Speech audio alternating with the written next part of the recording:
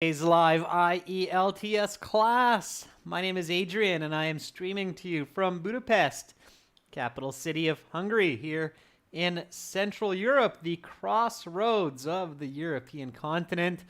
I hope everybody has had a great week. Hi, Carolina Asanio. Hi, Shonam Choden. Hi, Kyber. Good to see many of you in class. Students, today it's an IELTS listening for Band 9 class. We are continuing with listening section 3 and 4 from our second exam book from yesterday. So if you were in yesterday's class and did sections 1 and 2, that's great. If not, it's still fine. You can do these sections on their own. Hi, Hung. Good to see a member in class.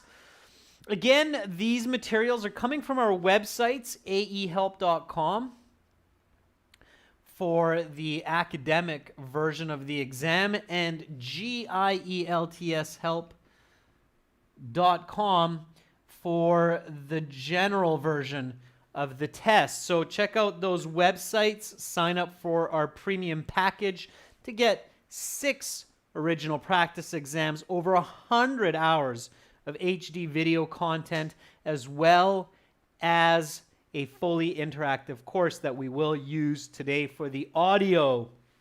Students, we do have a new speaking interview video with a candidate from India. Check that out if you haven't seen it yet. Carolina, if you were here yesterday, that's great. Kyber, same thing. Hang on to those scores. We'll be able to check your total listening band score at the end of today's class. Questions, comments, concerns about our products or the exam, just send me an email, Adrian, A-D-R-I-A-N, at aehelp.com. You can also get our books that we use in the classes in digital paperback version from Amazon. Search for these titles, AE Helps Academic IELTS or GE Helps General IELTS. Today, listening, and tomorrow we have some more classes for our members. We will have a question and answer session, and then we will have part 2 speaking for everybody at the same time tomorrow as well. All right. Hi, Ferdovs. Good to see you being studious. Amarjeet, same thing in this class as well. Fantastic. We had a nice report from Marwa that he reached his needed band scores, which was good to hear. All right, let's get into listening, students. So we're continuing on with section 3. Section 3, section 4, more challenging, okay? More challenging topics, usually dialogues. I'm going to play the audio in just a moment. Please write down your answers on a piece of paper or in a separate document or in a text file. Don't put them in the chat. Don't be rude to your peers or fellow students. Let them answer on their own. We will give the answers together. Chongmin, never give up. Keep pushing forward. Your brain is a learning machine.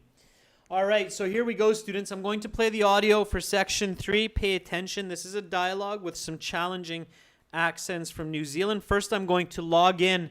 This is our academic IELTS website. Once you have the premium package, by clicking that red button, you can log in to your student account up at the top there. And after you're logged in, you have access to lots of resources, including these listening audio materials. So here we go. Volume is max on my end, so if it's quiet on your end, please turn up the volume and or use a headset. Here we go.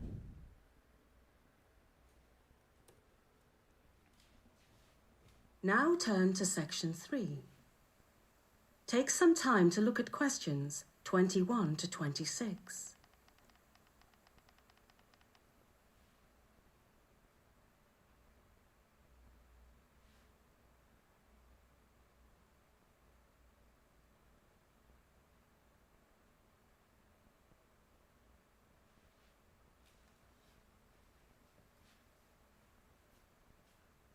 Listening Section 3. You will hear a panel discussion on the ethics of zoos. Now listen carefully and answer questions 21 to 26. Welcome everyone to this very special evening. Tonight's speakers are two distinguished scholars. Dr. Henry Gergen from the University of Edinburgh is a philosopher and animal rights advocate. Dr. Gloria Mesto from Trinity College Dublin is an animal conservationist. Welcome to you both. The topic of tonight's discussion is the ethics of zoos. Here is the fundamental question. Is it right to house animals in zoos, or should they live freely in nature instead? As an animal rights advocate and theorist, I have clear views on this question. To me, it is fundamentally wrong to lock up animals for human enjoyment. I believe that in many important respects, animals are persons and should be afforded many of the rights that human beings have. Chief among these is the right to liberty and the freedom to achieve one's desired ends in life. Clearly, these rights are abrogated by imprisonment within the zoo. Moreover, in many cases, animals in zoos are treated inhumanely and are subject to confinement in extremely small spaces. While regulation of zoos may help mitigate some of these problems, I maintain that zoos are fundamentally unethical. I certainly understand Dr. Gergen's position, and I do agree on some of his points, most notably that zoos must be held to higher standards of animal treatment than they are currently.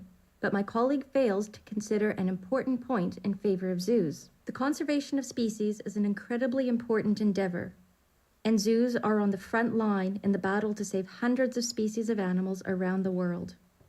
Zoos often employ some of the leading experts in the field who are best equipped to carry out this important task. It is for this reason that I believe zoos are justified. Though they may not be perfect, I believe zoos and the experts they employ play a critical role in the conservation of species and therefore are ethically permissible.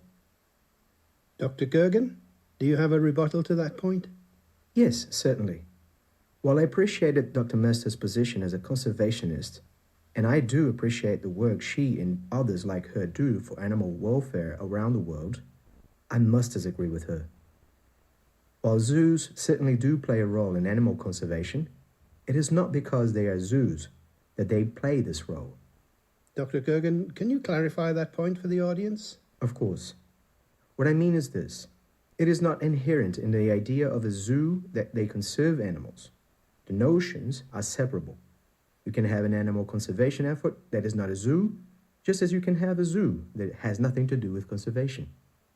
So while it is true that some zoos act as animal preserves, this does not justify the existence of zoos, since we could easily separate out these animal preserves from zoos themselves. Fair point, but such animal preserves would still have the associated problems of poor treatment and unsuitable living conditions. Yes, but at least it would be in an effort towards a positive end. The animals would not be captive forever, and they would not be captive merely for a human audience. You now have some time to look at questions 27 to 30.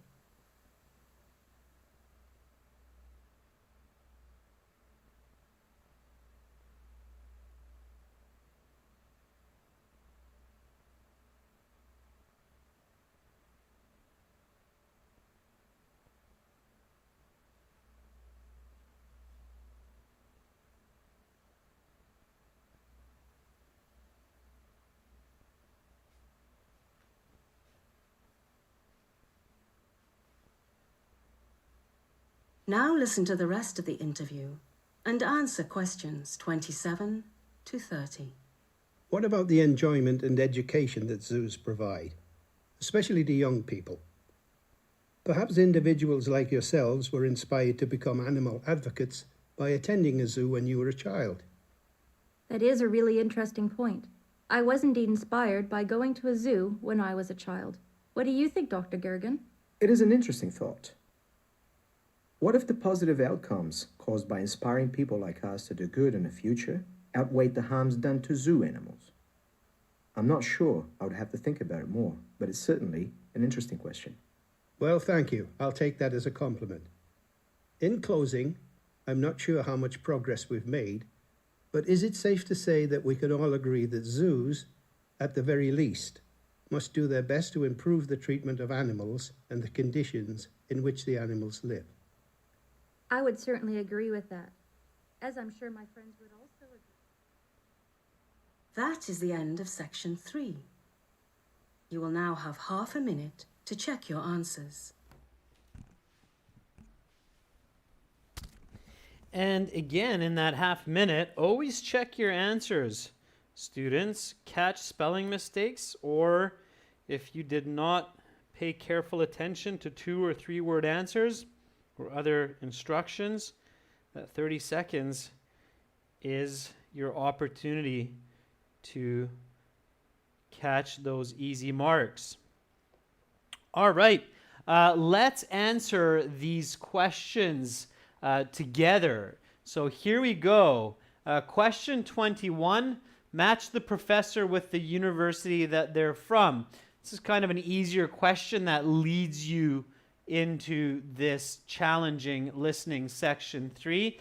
So number 1, Dr. Henry Gergen, is he from University of Edinburgh or Trinity College Dublin? Pachu says for this one, number 1 is A, number 2 is B. Now, this is a little bit tricky in your answer sheet. So remember that here, you're looking at question 21. So in your answer sheet, okay, when you're transferring this answer from the question booklet, what you need to do is 1A to B, just like that, okay? So that's how you get the full point for question 21. You have to get both of them correct. Of course, if you have 1, if you know that this is A, which I can see that Amarjeet, Sukarob, Thuili, Zainab, Lamiz, Sonam, Khyber, you all got those correct. Charlie Sen, Jack Cow, good job. And it's a 50-50, so if you got this one correct, you got that one correct, obviously. So it's 1 mark, 1 question, 1A, 2B, just like that, okay? I definitely recommend using capital letters, so big A, big B, if you can, all right? Okay. All right, so let's keep going. Question 22 to 24. Again, one of those kind of tricky questions where you have to choose multiple answers for these. Okay, so this is kind of like a complex multiple choice question. You have questions 22 to 24. That means on your answer sheet, again, you will have 3 spaces to fill out. 22, 23, 24. Now, it says in the question in any order, so the order really doesn't matter here. You just have to catch the right answers. Okay? So what were some of those right answers? Khyber says A, D, and F. Sukarob agrees. Hung says it's A, B, and F. Chunni says D, E, and A. So D is obviously a very popular answer. A seems to be the other very popular answer. Argument against zoos. Okay, so it's against zoos. Pay attention, of course, to the question. The animals are treated inhumanely. Yes, that was emphasized. So A is definitely 1 point. Animals are persons. Okay. B. Yep. That was given. So the speaker compares animals to people. So he says animals are like people. Okay? So you can't just put them in a zoo, just like you can't put people into a zoo. Okay? See, the conservation of species, we know that this is not possible because it's not against zoos. Conservation means protection. If you're learning new words, students, while we're doing the listening, make sure to write these down, okay, in your vocabulary booklet, okay? Make sure to write these down. All right. And the last one is F. They are fundamentally wrong. So if you got all three of these, then you picked up 3 points. This was a little bit trickier. If you didn't get that one, then you got 2 points, okay, for A and F. All right? So A and F. D, animals should not be in prison. That wasn't talked about. And we don't put animals into prisons. All right? Humans are placed into prison, not animals. So animals should not be in prison. They're not. I've never seen an animal in a prison before. I've seen animals in zoos, but not in a prison. A prison is where we keep criminals, right? All right. E, animals are human beings and should be treated equally. Too much detail.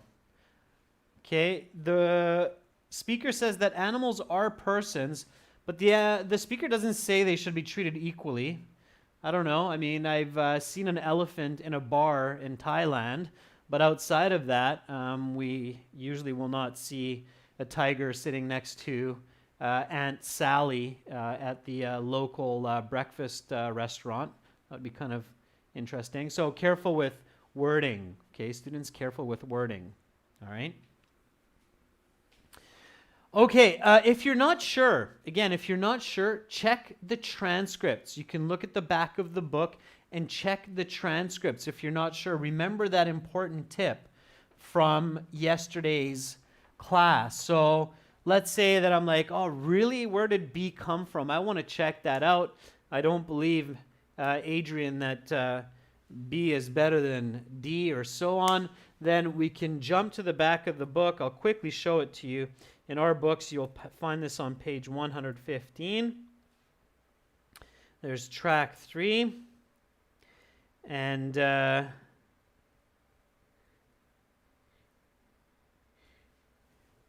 here we go. So notice the bold is where it's a little bit trickier for you to see it clearly, but notice the bold lettering. So it is fundamentally wrong to lock up animals for human enjoyment. So that's one of these 22 to 24. And then I believe that in many important respects, animals are persons and should be afforded many of the rights human beings have. So many of the rights and their many important respects are persons, but not every. They're not equal. Okay? All right. And here, moreover, in many cases, animals in zoos are treated inhumanely. So there's 1, 2, 3 from the transcripts, okay? Again, you can check the transcripts if you're not sure. Don't just skip over questions that you get wrong. One of the worst habits that I see many students make when they're getting ready for their IELTS exam is they do a listening test every day. They check their marks. They say, oh, I got, 25 out of 40, or oh, I got 27 from 40. And then they never check the wrong answers. They never look to see why they got those wrong. Where are the correct answers coming from? What is the reason or the logic behind it?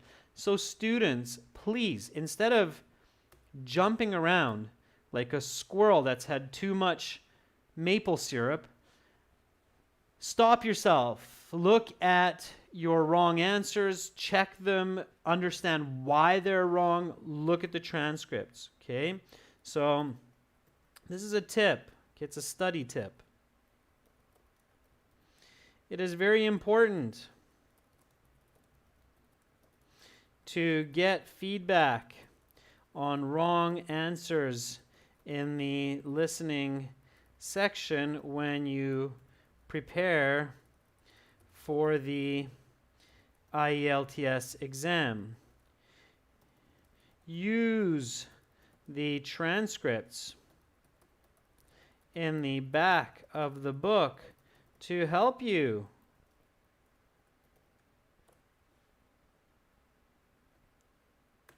Okay, super important to do that. All right, Let's get back to our questions. We'll keep going forward. We'll surge forward. We'll push forward. Here we go.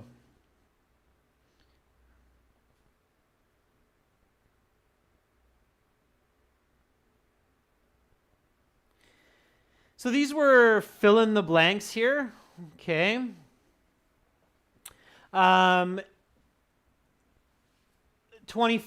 to 27. Write no more than 2 words and or a number.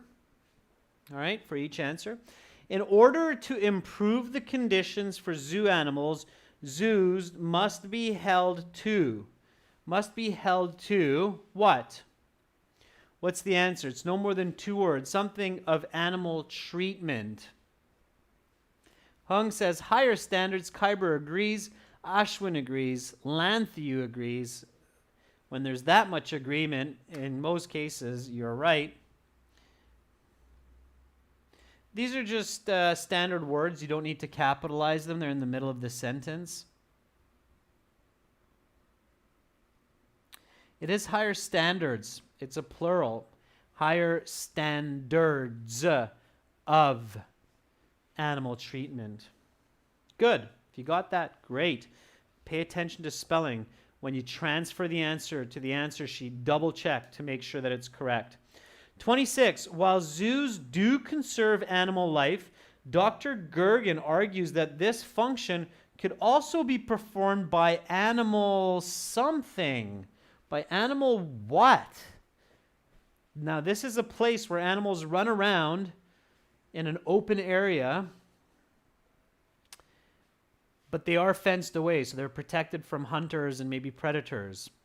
And that open area, that big land, kind of like a nature park, is called an animal preserve, as Kyber has correctly shared with us. And you can write all big letters like Kyber has done. So animal preserves. Okay. Animal preserves. Okay, watch your plurals here, students. So here, we know it's preserves because it's not an. Okay, there's no an there. If it was performed by an animal preserve, then it would be one. But because it's by animal preserves and it's general, so it should be plural. Okay, preserves. All right. Enjoyment and something are 2 key positive attributes of zoos. Here you might be able to use your logic. So what do zoos give us? They give us enjoyment. We have fun. Hey, look at the tiger. Look at the elephant. Let's take some pictures. And we read those little signs about the animals. So when we read about the animals, we learn about the animals. And when we learn about the animals, Zainab says the word is education. Aline Ahmad agrees. Hung agrees. Thuile agrees as well. And you're all right. So enjoyment and education. Again, does not have to be a big E. This is a big E because it's the first letter in the sentence. Students, learn your punctuation rules, okay? Even though in the listening and reading sections, you can write all capital letters.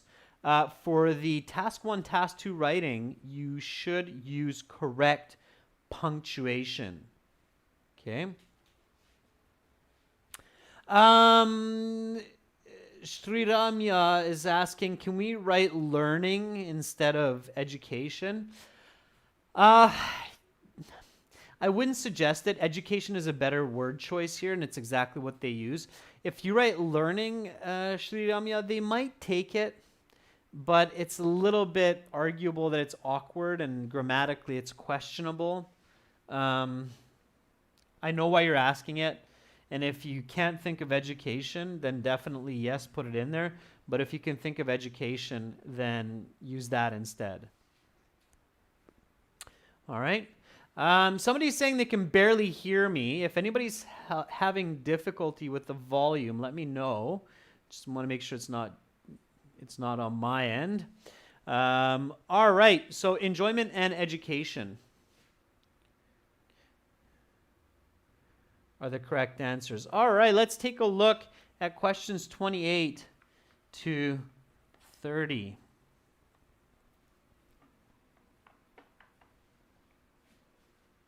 Okay.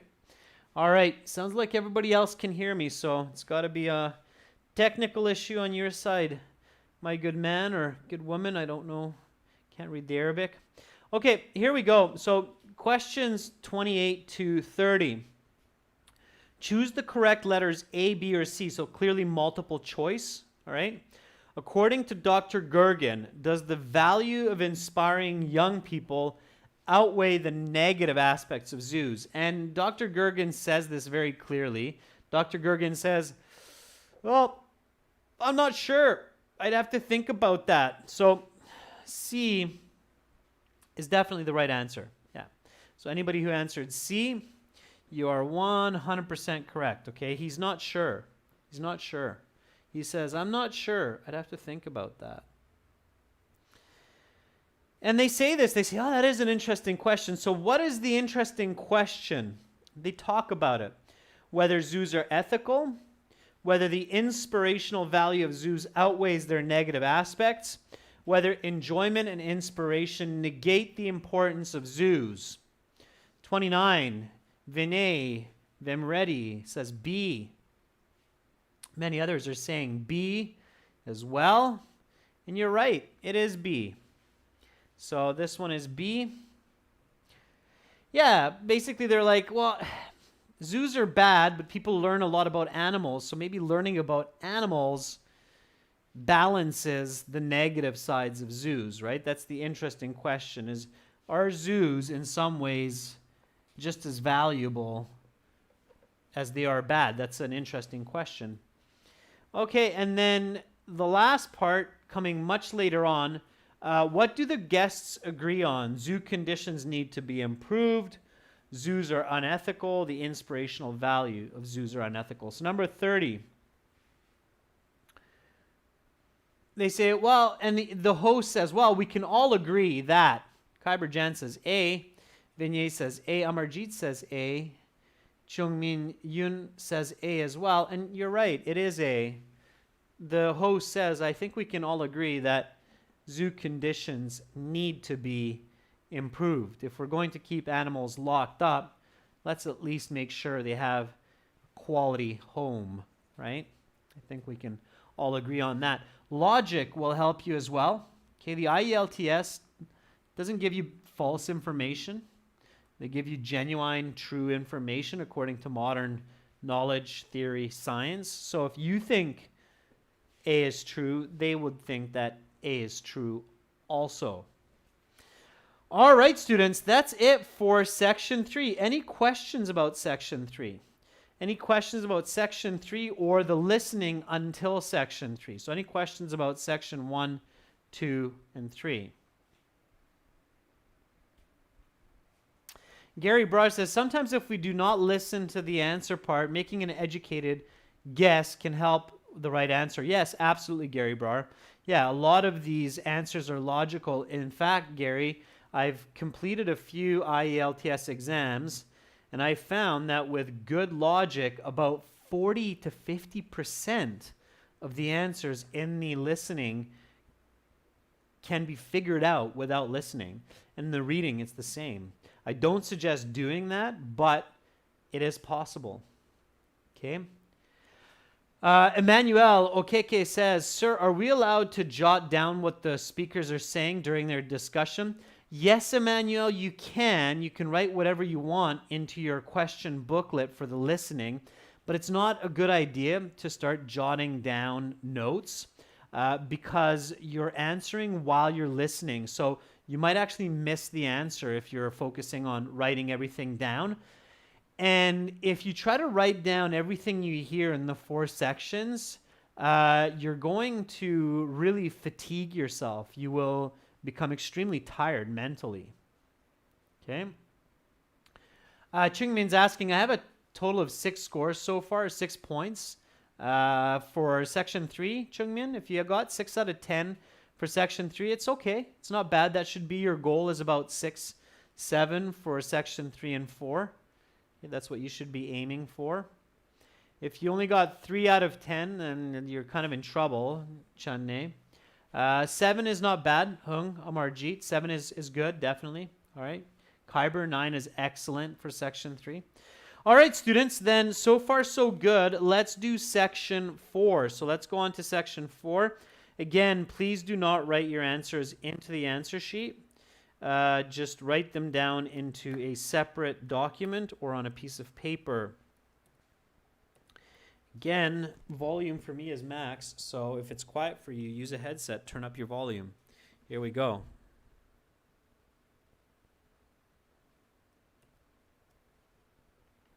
Battery 70%. Take some time to look at questions 31 to 40.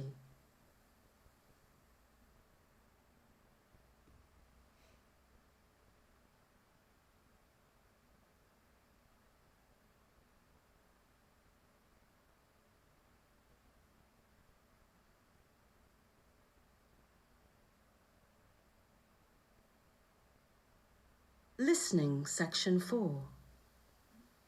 You will hear a professor discussing the migration of loggerhead turtles. Now listen carefully and answer questions 31 to 40. It's late April on the South Atlantic coast of North America, and one of the most remarkable journeys in all of nature is about to begin. The loggerhead turtle, whose natural habitat is the open ocean, has to seek dry land to lay its eggs. The sandy beaches of Florida provide a perfect nesting spot, with soft sand that can be dug up by the persistent flippers of the female loggerhead. Over the course of the next 3 months, hundreds of thousands of eggs will be laid on such beaches. Many of these eggs will become the victim of predators, but many will survive to hatching, which occurs 2 months after being laid. Hatching marks the beginning of an incredible journey for the loggerhead turtle. Almost immediately upon hatching, the young turtles, known as hatchlings at this point, head for the open ocean. The ocean, while full of its own dangers and predators, provides a relative safe haven for the hatchlings away from many of the predators that live near the shoreline. These young turtles embark upon a journey that will take them upwards of 13,000 kilometers around the North Atlantic. Many animals make large and incredible journeys, but what makes the loggerhead turtle's migration so notable is the speed at which the animal moves. While many bird species make similar journeys, they move at velocities much faster than the loggerhead turtle. This slow-moving beast travels at the remarkably sluggish pace of only 3/4 of a kilometre per hour. This means it will take the turtle a minimum of 17,000 hours to complete its migratory journey, not even taking into account stops for feeding and sleep. To put that number in perspective, 17,000 hours is approximately 2 years of non-stop swimming. That the loggerhead turtle makes this journey alone makes it all the more impressive. From birth to adolescence to adulthood, the loggerhead turtle is a solitary traveller. But how does it know where to go? Doesn't it need a parent to help it know the route? This is where the loggerhead becomes even more fascinating. Recent research tells us the loggerhead uses the magnetic field of the Earth to determine its migration route. Because the Earth's magnetic field differs in each location around the world, the loggerhead turtle can use it as a kind of innate roadmap, illuminating the way to where they need to be. One example of this is the behaviour they exhibit when they encounter the particular magnetic field off the coast of Portugal. Instead of continuing north towards the cold waters of northern Europe, they sense the magnetic field and turn around, instead heading for the warmer waters of northwestern Africa. And it is not just that the loggerhead turtle has a sort of innate compass. They are able to determine, with surprising precision, their latitude and longitude. They know exactly when to zig and zag to optimize their migratory pattern. Even with their incredible ability to know where they are and where they need to be, the survival rate of migratory loggerhead turtles is incredibly low.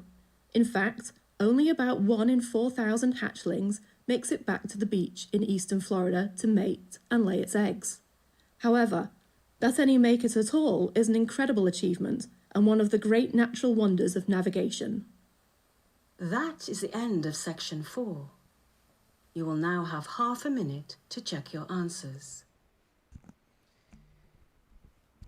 And again, make sure to check those answers before transferring them to the answer sheet. You have 10 minutes after this to transfer the answers to the answer sheet, at which time you should be looking for spelling mistakes, logic mistakes, using that time wisely. Section 4 has no breaks. You have to answer all 10 questions in one fell swoop. Let's do this together. So about the loggerhead turtle. The loggerhead turtle, of course, is that very beautiful big sea creature that's got this shell. And it's got this nice little head, maybe a smile, little eyeballs. And it's got these flippers. Sharks love to eat them. I think humans eat them as well sometimes. Finding Nemo, they're traveling in groups, but as we learned, they travel alone. All right, the first question here is the sandy beaches of, so the loggerhead turtle seeks dry land to lay its eggs, the sandy beaches of Florida. So Lanthiu, Pachu, thank you Pachu for complimenting my drawing. I was hoping that it wasn't going to embarrass all the loggerhead turtles out there. Amarjeet, Charlie Sen. Yeah, Florida. Now, Florida is a place. It's a southeastern state in the U.S., United States. You have to spell it with a capital F. If you have a small f, that will be wrong. Okay? It's a location. All right. After hatching, the loggerhead turtle immediately heads for the ocean. The ocean is safer than the shore because it has fewer what? For number 32. I'm seeing a whole bunch of other answers for other questions, but I'm looking for 32. Predators, make sure to spell that correctly. It is spelled as Predators. Predators. Okay? Predators. Chung Min, I don't think they will take the word enemies. Sharks don't hate the turtle. They're not the enemy. Okay? They just think that the turtle's delicious, so they want to eat them. They don't hate them. The word enemy, Chung Min, means that there's hatred, there's animosity, there's anger towards another. So animals are prey predator because there's no hatred. So saying enemies, it's a little bit awkward. Technically, it's incorrect. Okay? All right. The turtles embark on a journey that will take them something kilometers around the Atlantic. How far will they go around the Atlantic Ocean? Kawaljit Kaur Kawal says it'll take them 13,000 clicks. Kyber Lan, the UMRG, Charlie, all seem to agree. Yeah, you can do it with a comma. So you can do it as 13,000.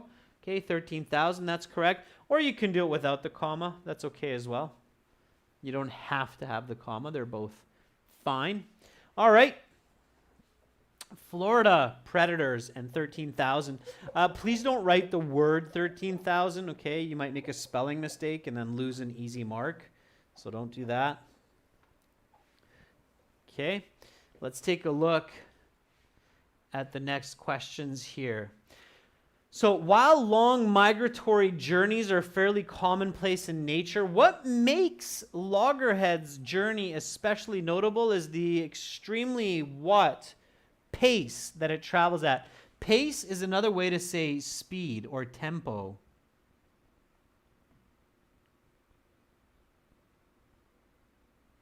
Speed or tempo. Nargiza, very good. Nargiza, you caught the exact word. It was sluggish. Sluggish or slow is okay. Anybody know what a slug is? What is a slug? Can anybody tell me that for a little bit of a bonus point? What is a slug? Where does this word slug come from? Not sloth, but a slug. Reese Taylor says it's a kind of a snail. Yeah, it's a snail without a house.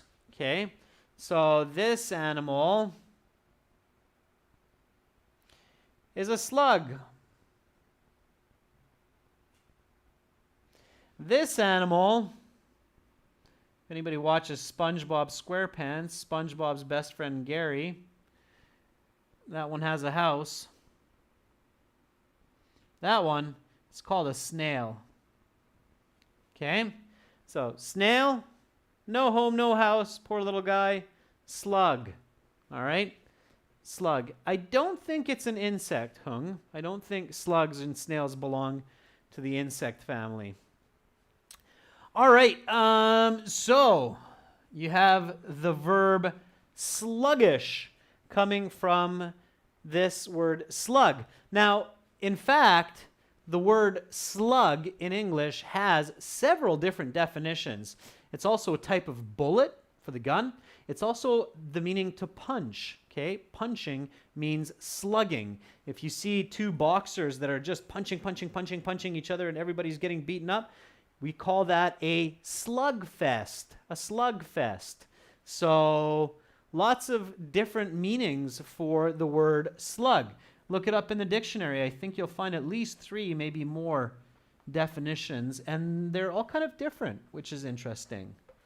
Okay, so a few different definitions for slug. Okay. The entire journey is equal to approximately something of continuous swimming with no drawings. Amira, I love how you got a little emoji snail up there. That's great. It is 2 years, okay? And you can do that as a number. Okay, 2 years of continuous swimming. You could even do it as an abbreviation. They'll take it. Okay, that's the fastest way to write 2 years. It's even faster than this. Okay, slowest way to write it is like this. Now, because section 4 is fast and continuous, I recommend that way. Okay, you can still, when you transfer your answers, if you want to be fancy, you can still rewrite this as this.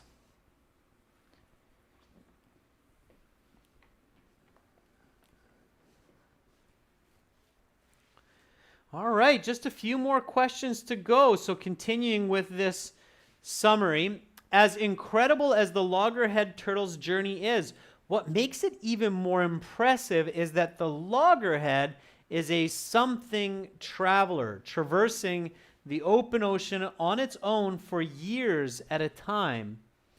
It is indeed Ashwin Kashyapan, a solitary traveler or a solo traveler. Both are okay. Solitary means alone, or solo means alone. Both of those mean alone. They'll take both. Okay. Solitary, solo, both are okay. Lanthiu says solid traveler. Yeah, they are, but that's not what the audio says. So Lanthiu, I agree with you. They're a solid traveler. They're really traveling for a whole 2 years, but that's not the word they used. I love the expression, the Lanthiu. Solid. So solitary or solo traveler. Okay, keep that in mind. Means alone. You know when somebody is bad in prison, so we just had that zoo topic. If you have an inmate, a person who is in prison, a criminal, they behave badly. So the prison guards, they throw that person into a little hole and lock them in a dark room, in a dark hole for a couple days by themselves.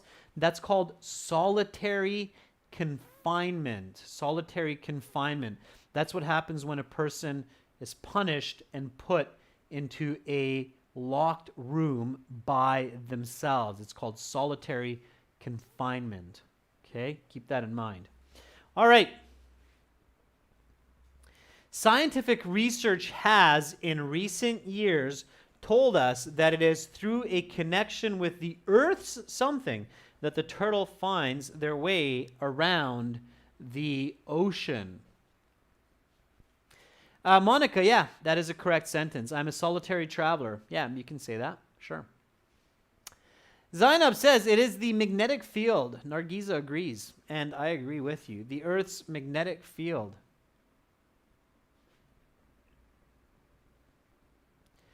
that the turtles find their way around the ocean. Yeah, absolutely. So they are in tune with the magnetic field to know where they are. For example, the turtles are able to sense something off the coast of somewhere that makes them change their direction and go from Northwest Africa or head towards Northwest Africa. And that is the country of Portugal. That's right, Lanthiu and Hung. It is the country of Portugal. So they're swimming and swimming and swimming from Florida all the way to Portugal. Just imagine swimming from Florida to Portugal. Wow, that's a swim and a half. And then when they get to Portugal, they're like, oh, wait a second. Something's not feeling right. My shell is tingling. I'm going to do a little 180 here and go down south to Africa for warmer waters. Cool. All right. Possessing more than a simple compass, the loggerhead can innately sense its something and longitude. What can it sense? It senses this inside. Charlie senses latitude and longitude. Yeah. Latitude and longitude. Students, just so you're clear on what that actually means, those are good words to learn. Here is the Earth, okay? We have imaginary lines that divide the Earth this way and ones that divide the Earth this way, okay? These are the latitude, and these are the longitude, okay? Lateral, latitude, meaning from east to west, and longitude, meaning the long from north to south, okay? So know the names of those. They could save your life if you're ever lost in the forest or out at sea, okay? Knowing longitude and latitude are two survival words in English, just like fire, help, save me, okay? Make sure you know those words.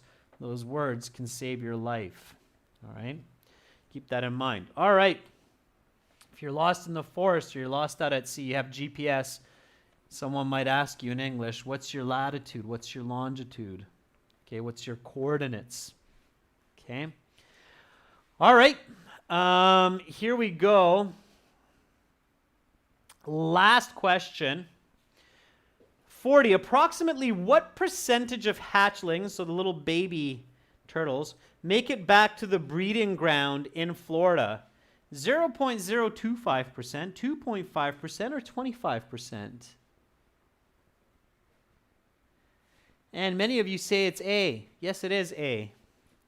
Okay, so A is the correct answer. Why? Because the speaker says 1 in 4,000, and 1 in 4,000, simple math, is equal to 0.025%, right? Oh, that's pretty bad. A lot of them perish, poor little guys. But that's life, that's nature. She's cruel at times. So 1 in 4,000 is 2.5%. If you can't figure it out because you're nervous, when you're listening, write this down, and then you can do the math after in the 10-minute time to transfer answers to the answer sheet. Okay? All right, students, so that's the answers for sections 3 and sections 4. Count up your scores. Add up your total raw score from 40. So count what you got from yesterday's and today's class. What did you get from 40? Now, once you have that magical number, you can go to either of our websites, the general or the academic. At the very bottom of the website, you will see this option here. You can click on it, called a score calculator. Our newest app will have this feature as well. So you see that score calculator, you just open that up, and then the score calculator will give you an option for the reading and the listening section. Make sure you're in the right one. So notice here that we have the listening, how much out of 40, and the reading, make sure you're going into the right box. It's your raw score there. And then you put it in there and it will give you your band score. So quick calculator. Hung says 25. Hung, 25 is a band score of 6. Okay. Kyber says 36. 36 is a band score of 8. Buzzy Fash says, I got 15 out of 20. Lanthu says 16 out of 20. That's for today's section. Section 1 and 2 are a little bit easier. Okay. Taylor Reese says 37. 37 is an 8.5, so 36 is the cutoff. Ashwin says 31. It's a 7. Amarjeet says 23. Amarjeet, that's a 6. Okay. You can see those come up as the calculator's working its little magic. Abdullah, 39 is a 9. Okay, if you only got one wrong, it's a 9. Or a 40 is a 9. 30 is a band 7. All right, students, so you can figure that out. Chung Min Yoon says 14. That's going to be pretty low. It's a 4.5 for 14. Okay. All right, students, so that is where you can check out your score on our website. Again, academic IELTS is aehelp.com, so you can join our premium course there by clicking this big red button, and we have a fully integrated app coming up next week for that as well. For general IELTS, you can check us out at gieltshelp.com. Click that big red button there. Thank you so much, students, for hanging in there on today's difficult listening section 3 and 4. Give yourselves a good old-fashioned pat on the back. Good job. All right, be proud of yourself.